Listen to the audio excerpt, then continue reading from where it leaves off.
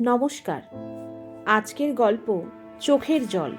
কলমে সন্দীপ, কণ্ঠে পূজা। নীলা খুব সাধারণ একজন মেয়ে। তার জীবনও খুব সাধারণ। সকালবেলা উঠে কাজে যাওয়া, সন্ধ্যায় ফিরে সংসারের দায় সামলানো, এই নিয়েই তার দিন কাটে।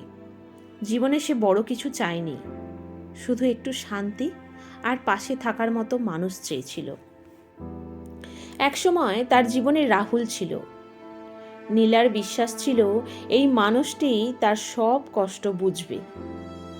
রাহুল প্রায়ই বলতো, তুমি কাঁদলে আমার খুব খারাপ লাগে। নীলা তাই কাঁদতো না, কষ্ট হলে নিজেকে শক্ত রাখত। সে ভেবেছিল শক্ত থাকার নামই ভালোবাসা।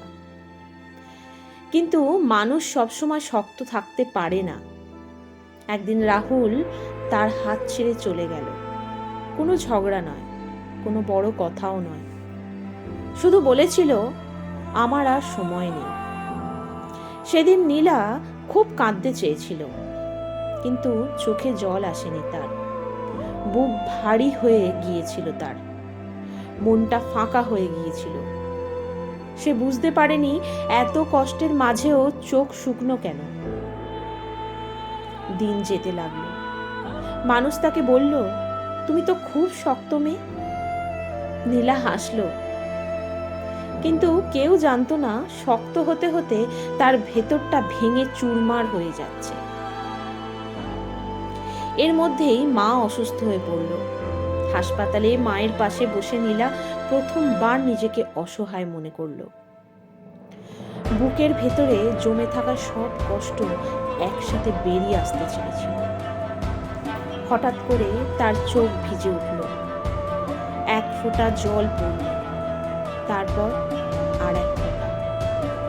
নীলা বুঝলো এই চোখের জলই তার সবচেয়ে বড় আপন। মানুষের সুখের সময় পাশে না থাকলেও কষ্টের সময় এই জল ঠিকই থাকে। সেদিন সে অনেকক্ষণ কাঁদল। কাঁদতে কাঁদতে তার মনটা হালকা হয়ে গেল।